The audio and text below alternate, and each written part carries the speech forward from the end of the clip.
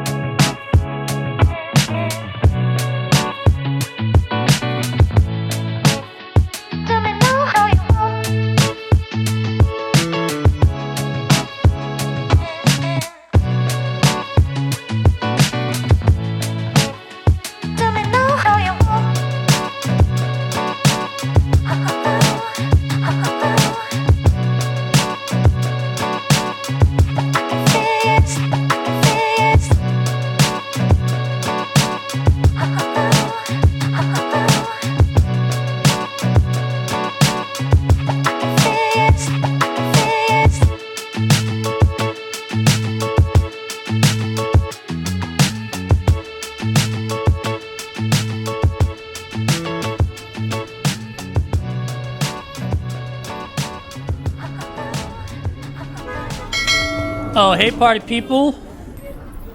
Tonight we are in Lima, Peru. What you know about Peru? What do you know about Lima? I didn't know much.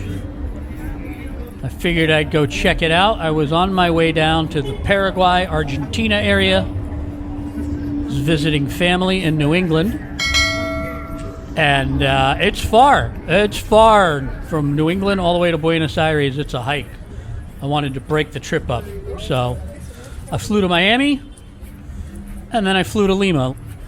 Miami to Lima is about a 5.5 hour flight. And I stayed here for 2 weeks, give it a test. When I travel, I like to go somewhere, get an apartment, get a gym, get my grocery store, get a co-working office, really lock in and live there for like 3 months. But sometimes I like to test a place first, give it a week or two and see if I'm going to go back. That's what I did with Medellin, Colombia. I wasn't sure on the safety of Medellin, so I went and stayed for 1 week.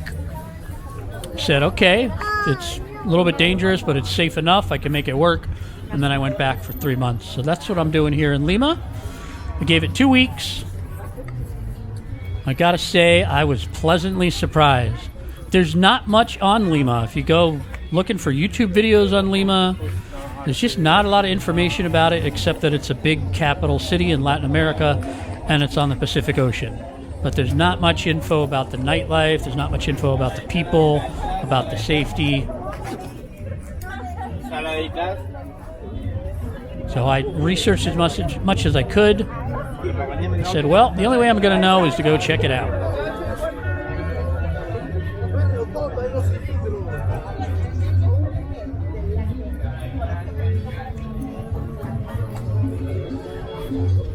We're in Parque Kennedy right now in the Miraflores neighborhood. So if you make it to Lima, you don't want to do all your homework and research to crap out of the city, I can tell you right now you cannot go wrong with Miraflores. Very safe neighborhood. I felt like I was in a European city as far as safety goes. You're not like surrounded by poverty and people in desperate situations. Everyone there is living pretty well. It's an upscale neighborhood. There are definitely neighborhoods in Lima that are extremely poor, riddled with poverty, riddled with crime. But why would you go there? If you don't have to live there, why would you go there? There's, you know, to be honest, there's neighborhoods in Connecticut that are riddled with crime, that are riddled with poverty. I don't go there either. Look at these people having a happy dance on a Friday night.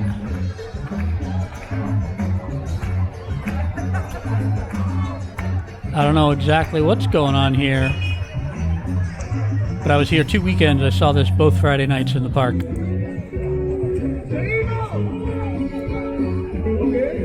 If you want to have a good time in Lima, I would highly recommend Miraflores neighborhood. There's 4 or 5 neighborhoods that are completely safe, very enjoyable, high quality of life. Barranco is another one. There's 3 or 4 others, but everything I read pointed to Miraflores, so that's why I went, and I was not disappointed.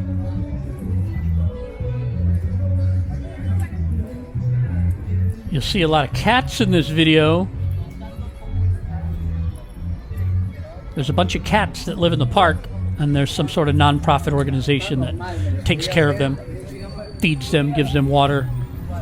They are the most chill cats you will ever see. I don't know if you've ever had a friend who's got a cat and they tell you how amazing their cat is, and then you go to your friend's house to visit them and you don't see the cat. Every once in a while you see like a dark dash shooting across the room. And the cat is just scared of people. These cats are the complete opposite. They're almost like dogs. They're just so relaxed. You can pet them. I even saw one allowing a 4-year-old girl to pet it. You know how little kids pet animals, like just way too aggressively. The cat was like, whatever. I don't care. It's a beautiful old Catholic church in the middle of Parque Kennedy. I'm going to pan up here. Oh, yeah, that's some smooth camera work, buddy. Look at that. Like a postcard.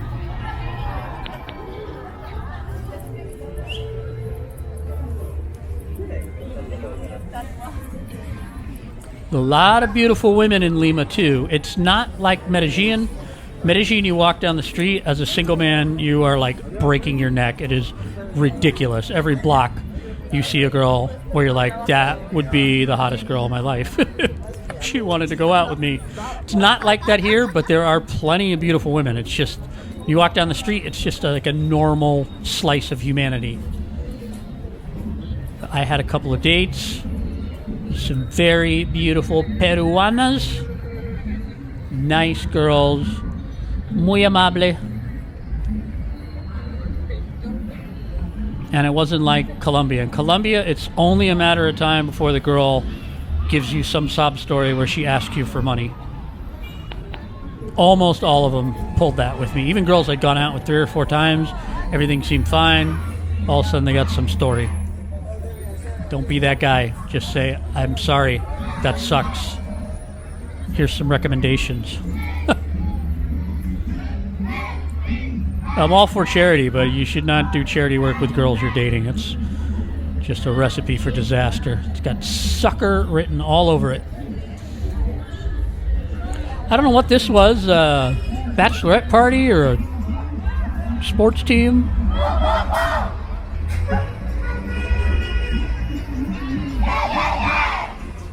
Very aggressive chanting. Rocked my camera, they chanted so hard. Here's one of the lovely, beautiful women I was talking about. Sadly, heading to the airport. Out of my life forever. We'll never see each other again. How am I going to get over this terrible lot? Oh, hello. Hello, Rip Jeans. What's your name?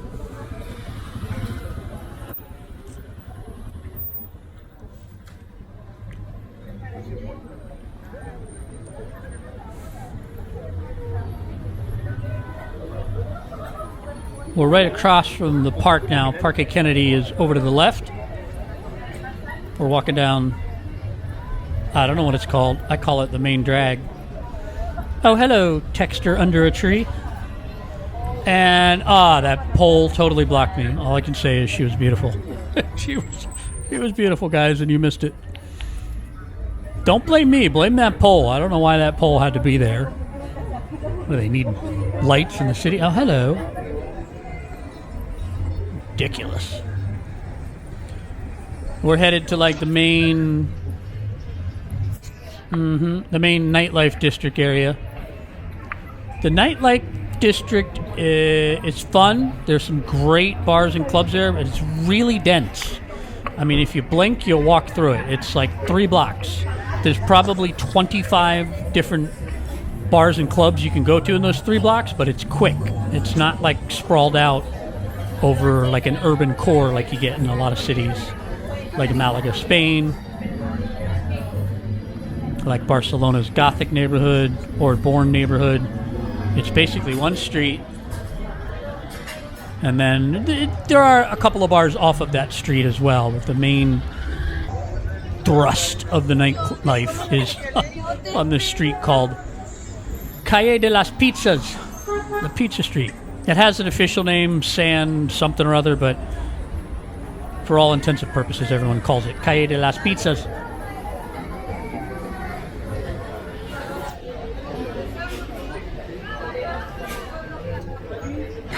I was told this place is very touristy, La Lucha Sandwicheria, but I had a fantastic sandwich there and a local drink called a chicha, which is made from maize morado, purple corn.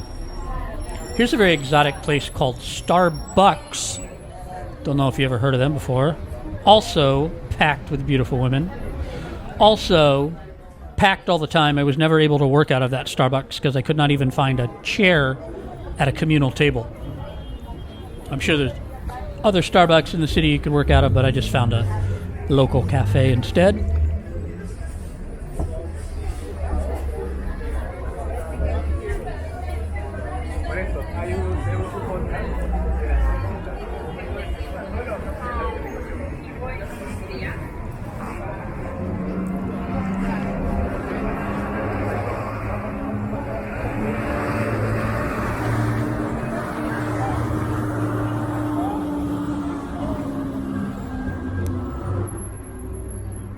Oh, beautiful girls all over the world. You'll notice the women in Lima are not dressed as sexy as they are in Colombia, not even close.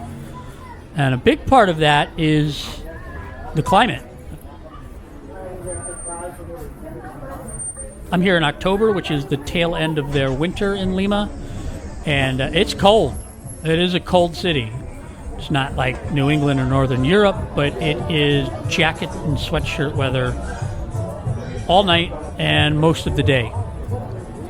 You can't tell in this video because this video is shot at night, but Lima is cloudy for 6 months solid during the winter. All right, we just turned onto Calle de las Pizzas. So that little purple neon light over there, that's a nightclub slash bar, and it's a little building that's 3 or 4 stories, so you have 3 or 4 different stories of like different rooms you can hang out with. There's another one on the right, same kind of thing, more of a club, and it had 4 stories of dancing, including dancing on the terraza on the roof deck.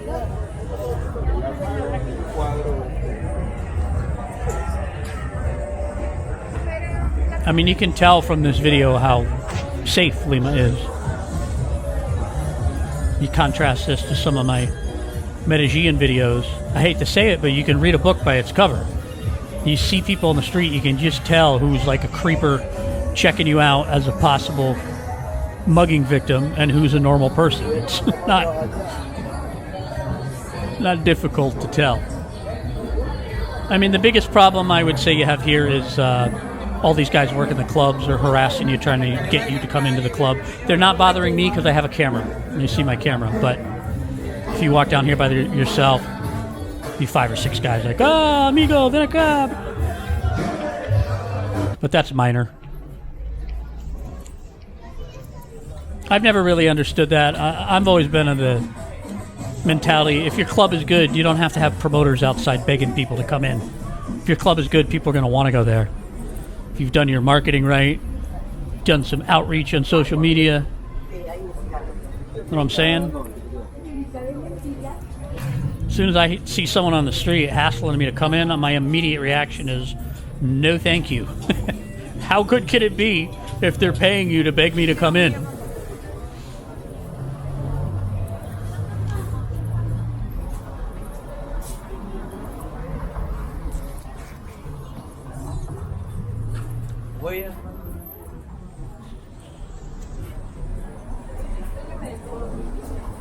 So I would say it's in the 60s Fahrenheit right now, but the city's also on the ocean, especially the Miraflores neighborhood, right on the ocean. And it's like a cool, humid ocean breeze all day and night. I'm still trying to decide whether I come back to Lima and do a proper 3-month stint. If I did, it would definitely be in summer. Because the weather's not severe. It's getting up. It's very pleasant during the day, like 70 Fahrenheit, but there's no sun. And if you've ever spent any time in Seattle, Washington, or New England in the winter, regular England in the winter. When you get just days and days on end of gray skies, it is really depressing, even if it's not that cold. So I don't, just the 2 weeks, I knew going into it, I knew there was going to be clouds basically constantly for 2 weeks. And even knowing that, being prepared for that mentally, it got to me. It took a toll on me. Oh, hello, white pants.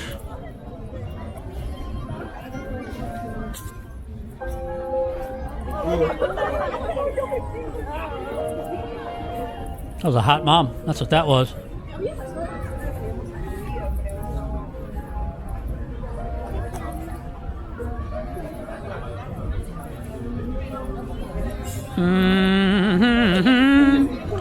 I'm sorry. I don't know how we got stuck behind those two. That must have been awful for you to be stuck behind them. Must have been terrible. My poor viewers, I'm sorry about that.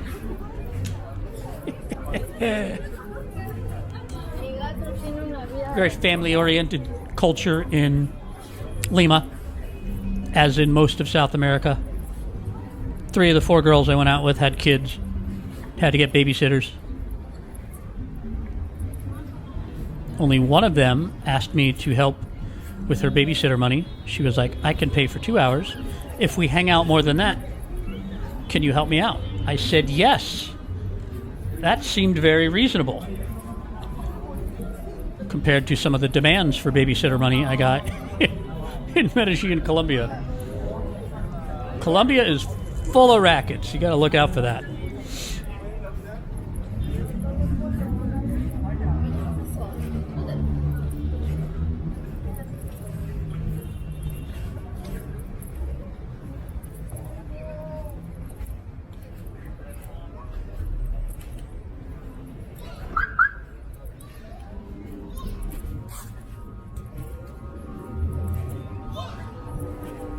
I also noticed a really good, oh, hello. There's a very typical Peruvian looking woman back there. Long dark brown hair.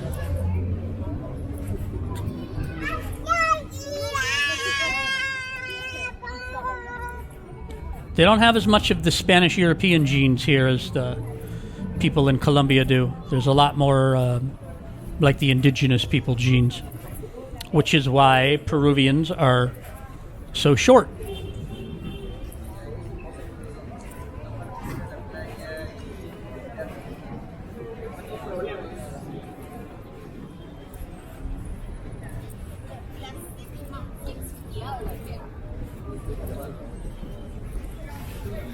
I did waste a lot of time when I first got to Lima sending Tinder messages back and forth with girls I never ended up going out with.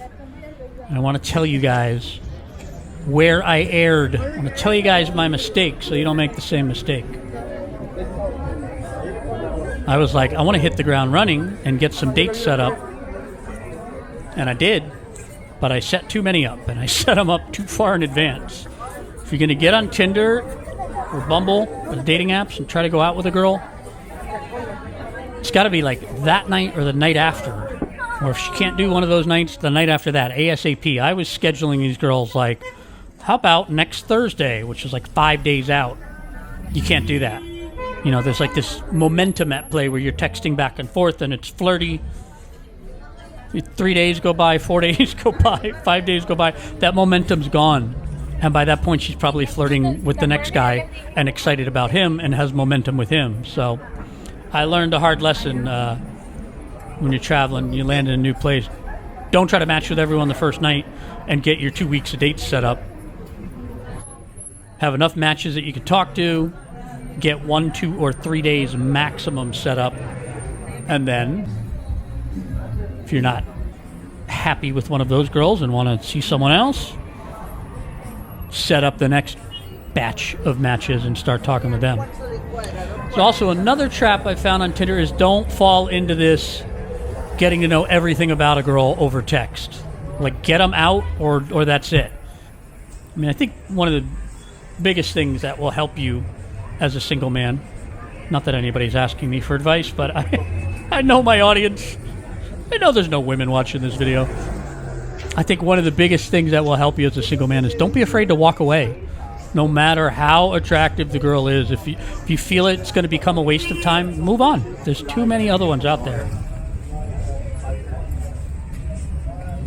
I got into it with one girl, and we sent probably 50 texts back and forth and never ended up going out. She's asking me all this stuff. Oh, so where are you from? What are you doing? Blah, blah, blah. She said, I'll be happy to tell you that in person.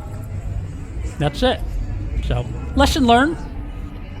I'll be happy to tell you all about my life over a drink.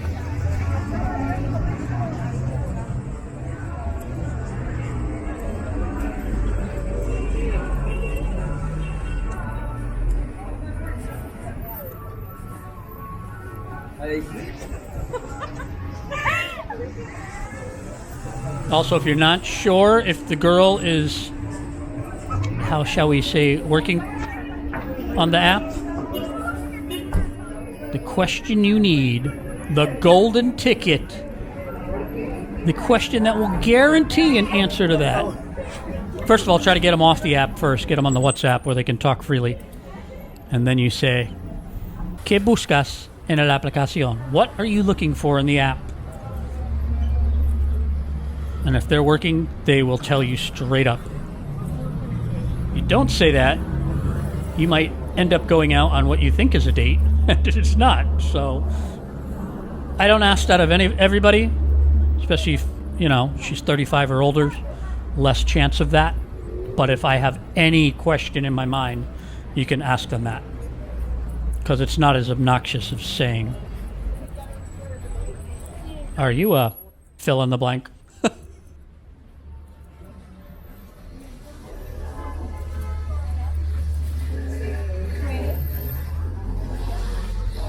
What are you looking for in the app? Hint, hint, nudge, nudge, wink, wink.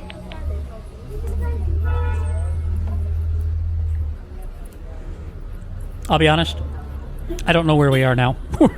We're walking around downtown Miraflores in Lima. By the way, Miraflores is a city within a city. You don't need to go anywhere else. I did not do any exploring through the rest of Lima. I only had 2 weeks. I'm not trying to be a tourist and see all the sights. I wanted to see what it's like to live in the Miraflores neighborhood. You could dine at a different restaurant in Miraflores every night for 6 months and not go to the same place twice. You could go to a different bar every weekend for 6 months and not go to the same bar twice. There's plenty to do in Miraflores. The main grocery store is called Metro. They have a chain of gyms called Smart Fit, which they have all over Latin America. I think they're great. They have great equipment. They're extremely crowded. Don't go between 5 and 7 p.m. But if you have some flexibility with your schedule like I do, I don't know why I'm talking like that, like I do, you can go in the middle of the day, 2 or 3 in the afternoon, and it's fine. Like I do.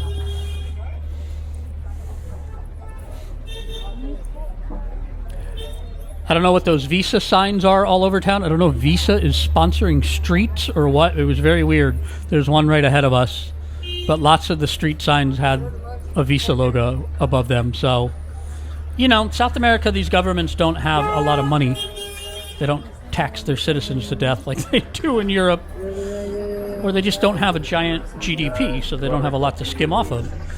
And they have to get creative. So if all the street signs in the town were falling apart, maybe Visa offered to refurbish them and make them shiny new as long as they put their logo on top. Yep, you can get Chinese takeout in the middle of Lima, Peru.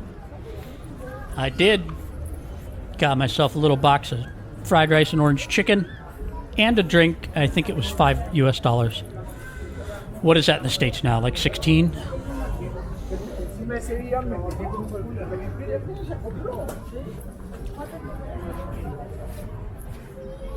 Miraflores is pretty densely populated. As you can see, I'm even having trouble walking down the sidewalk here. I try very hard not to give you guys a video that is just the back of one person. So sometimes I have to get creative and climb over bicycles or dodge out into the street for a second to get around them. This was a common occurrence.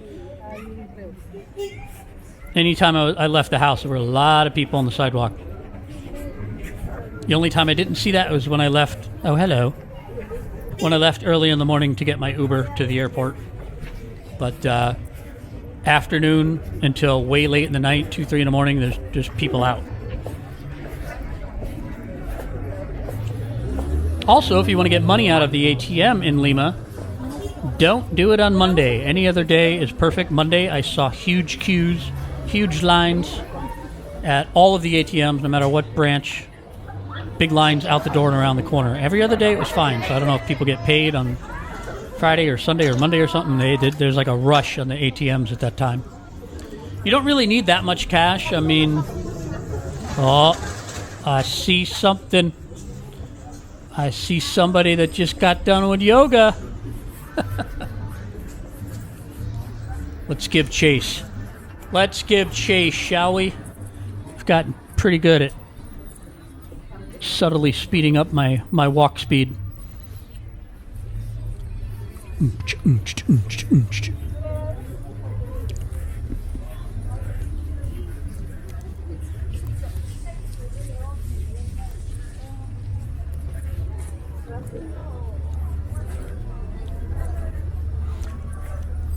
This is the difference between Medellin and Lima. In Medellin, you would see a woman like that every half block.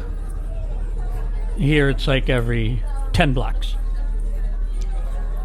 Oh, hey. Oh, hey now. What's that hiding in the dark?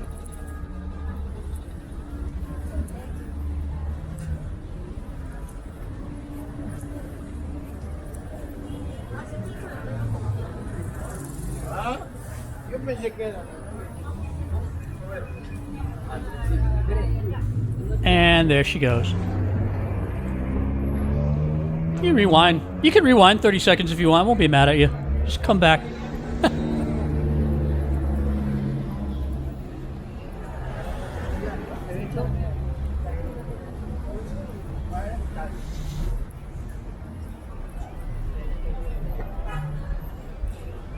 I'll tell you a mistake I made as a young man, as a young, less wise man in my 20s, when it came to being single and women. I always went where there were the most amount of attractive women. So after college, where I was in Boston, which was not that full of, look at this maneuver around the hostess stand, just so you can see what's coming our way. Oh, hello. Back on Calle de las Pizzas again. When I was a young man in my 20s, I always went where there were the most attractive women. So I moved to California after college. I moved to Newport Beach. And that's a sound strategy. But a far better strategy is not to look where the most attractive women are, but instead to find out where you are most in demand.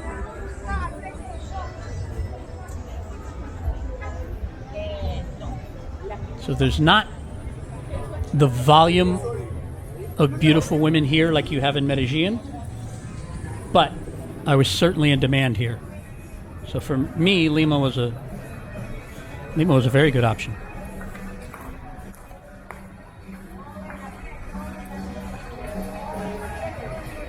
And of course, there's other things in life that give me happiness. I want to be in a walkable city. I want the cost of living to be low enough that I can live well. I want safety. I want good weather. I would love to have a beach, but that's hard to find with all those other things. But honestly, if you are single, don't have a girlfriend, not married, having a good dating pool, I would argue, is number one on your list. Maybe number two after safety. It's way up there. I've found places in the world that ticked off all of the boxes except that, like the Canary Islands in Spain. Amazing weather, gorgeous beaches. I'm a surfer, there's surf, very safe, low cost of living. But I had a terrible dating life there. I was not in demand. So for me, that's off my list. That's in the back of my mind of, hey, maybe if I was married, I could go retire here one day. But I would never move there as a single man. I gave it a try. I gave it a try more than once in 3-month stints, in case one time was just bad luck, and it wasn't. I think the reality is in Canary Islands, which is part of Spain, which is part of Europe, I'm too similar to everyone else. I'm not different. I'm just average. And average is the worst thing you can be in the dating pool. But here in South America, I'm just different enough. You don't want to be too different where you skew into like weird territory. But if you're a little bit different, you got a little bit of an accent, your eyes are a little bit bluer than all the brown eyes in town, your hair is a little bit blonder, you're going to do well.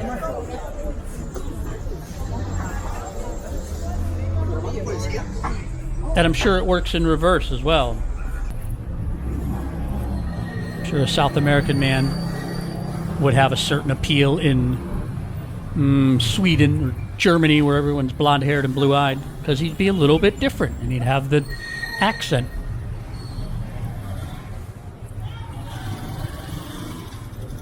I really wanted to show you guys what this sign says here, but the camera would not adjust the brightness. It says, cervezas más fría que tu ex. Beer's colder than your ex.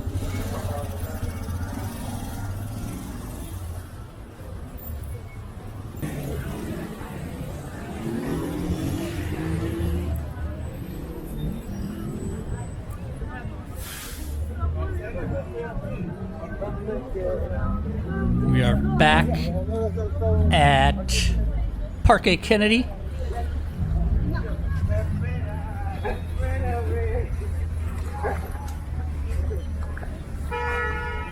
You see that big store in the distance that says Ripley. When I was looking around the area and trying to find Airbnbs, I was like, that's weird that they have a Ripley's, believe it or not, in town. I can't even remember the last time I saw one of those in America. But it's not. Ripley is like a big department store, like a Macy's. Is Macy's still in business? Like, I don't know. I don't know my department stores. Bloomingdale's? Are they still in business? I can't even think of. I don't shop at those kind of. Oh, hello. I don't shop at those kind of stores.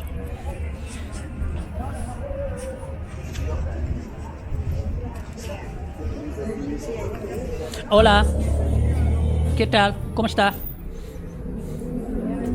On the left here, we have an Irish bar. I'm telling you guys, anywhere you go in the world, there's an Irish bar. Oh. I'll take it back. There's lots of attractive women on the street in Lima. There's 4 in a row. Mm-hmm.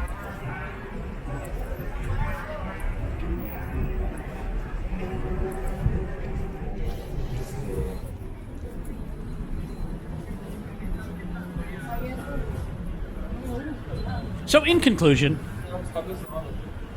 go where you're most in demand. Lima, good. Weather, bad. Weather, bad in the winter. If you're going to visit Lima, I highly recommend the summer.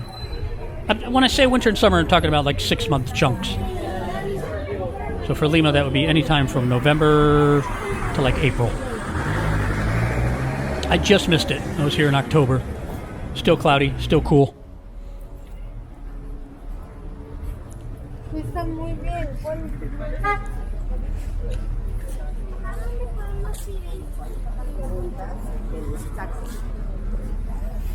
I can't tell you anything about the public transit system in Lima because Miraflores was such a great neighborhood. I could just walk everywhere.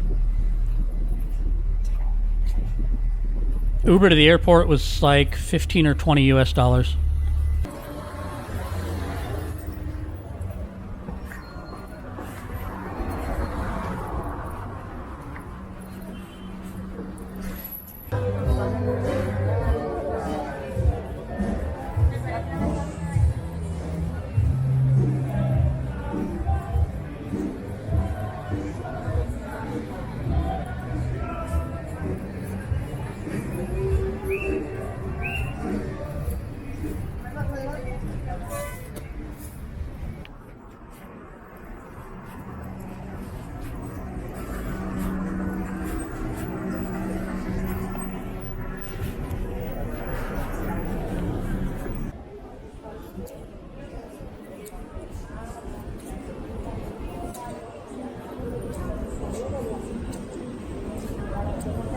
All right, guys.